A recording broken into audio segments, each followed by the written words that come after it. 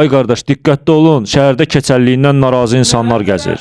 Bezmişəm, də suya gedə bilirəm, gələ bilirəm, hovuza gedə bilirəm, dənizə gedə bilirəm. Bezmişəm artıq, mənim canım sıxılır, Leylim baba gəlir. Belə şey olar. Qardaşa, qoy hələlik sənə Leylin desinlər. Bu videonu sona qədər izlə. Sonda Keçəl babanı təqaüdə göndərib yerinə Hollywood aktyorunu gətirəcəm dedim. Qardaşa bir neçə fərqli saçlar göstərdim ki, bəlkə bunları bəyənər. Yox, bunları bəyənmədim. Mən başqa bir stil istəyirəm. Qardaşa, sənə standart yox, xüsusi bir saç hazırlayacağam dedim. Qardaşın əsəbi ilə kədəri bir-birinə qarışmışdı. Nə də, belə gəzəmirəm mən, utanıram. Nə qızla görüşə bilirəm, nə bir qohum əqraba yanına gedə bilirəm. Qardaş boyun kağızını götürüb boynuna bağlayıb, biraz tez olun da, mən artıq bir dəqiqə belə keçəl qalmaq istəmirəm dedi. Qardaşa, bax sənin üçün seçdiyim saçdır. Komfort, natural görüntü istəyənlərin seçimidir dedim. Qardaş mənə o başıma vurduğun nədir dedi. Tər yağlanma lehnə olan scalp protectordur dedim. Onu bildi. Bəs bu nədir dedi. Şəffaf bağlayıcı, maye yapışdırıcıdır dedim. Qardaş mənə çox həyəcanlıyam. Artıq mən keçəl olmayacağam. Mənim də saçlarım olacaq dedi. Qardaşa elədir ki var. Aramıza xoş gəldin dedim. Mən bu qədər təbii görsənəcəyini gözləmirdim. Bu eyni ilə mənim dərimi oxşuyur deyirdi qardaş.